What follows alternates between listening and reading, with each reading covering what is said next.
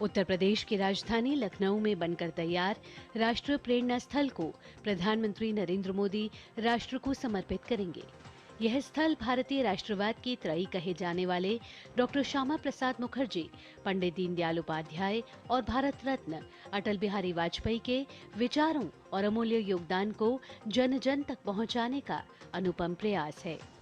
पूर्व प्रधानमंत्री भारत रत्न अटल बिहारी वाजपेयी जी की 101वीं जयंती पर भव्य उद्घाटन समारोह के लिए भव्य तैयारियां की गई हैं। प्रदेश की राजधानी प्रधानमंत्री की उपस्थिति में इस ऐतिहासिक क्षण की साक्षी बनेगी।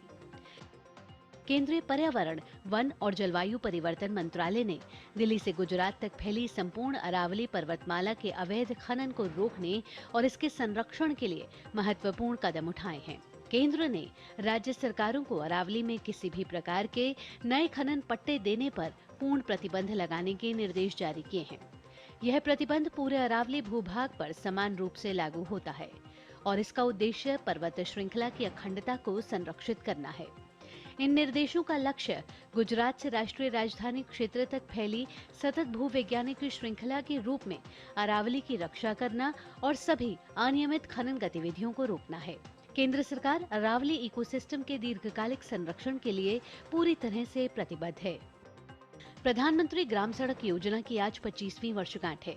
25 दिसंबर साल 2000 को शुरू हुई इस महत्वाकांक्षी योजना ने ग्रामीण भारत को नई दिशा दी है।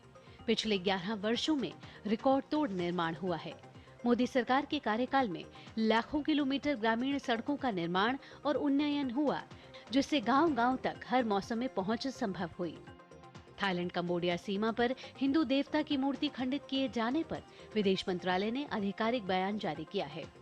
विदेश मंत्रालय ने कहा है कि हमने हाल ही में बनी एक हिंदू देवता की मूर्ति को खंडित किए जाने की रिपोर्ट देखी है, जो थाईलैंड कंबोडिया सीमा विवाद से प्रभावित इलाके में स्थित है।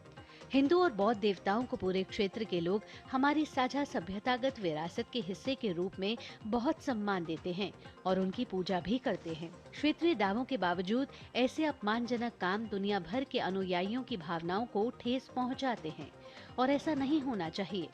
हम एक बार फिर दोनों पक्षों से बातचीत और कूटनीति पर लौटने, शांति बहाल करने और जान माल और विरासत को किसी भी तरह के और नुकसान से बचने का आग्रह करते हैं। आज देश और दुनिया में क्रिसमस का त्योहार धूमधाम से मनाया जा रहा है। गिरजाघरों में विशेष प्रार्थना सभा का आयोजन हो रहा है। वेटिकन सिटी में इस त्योहार की अलग ही धूम दिखाई देती है। इस साल भारी बारिश के बावजूद लोग छाता लेकर सेंट पीटर स्क्वायर में पहुंचे। वहीं देश के विभिन्न हिस्सों में भी क्रिसमस का त्योहार बड़े धूमधाम से मनाया जा रहा है। कई शहरों में लोग उत्साह और हर्षोल्लास के साथ प्रभु ईसा मसीह का जन्मदिन मनाते दिखे। विशेष प्रार्थनाओं के साथ ईसाई समुदाय के लोगों ने प्रभु यीशु के आगमन के गीत गाए।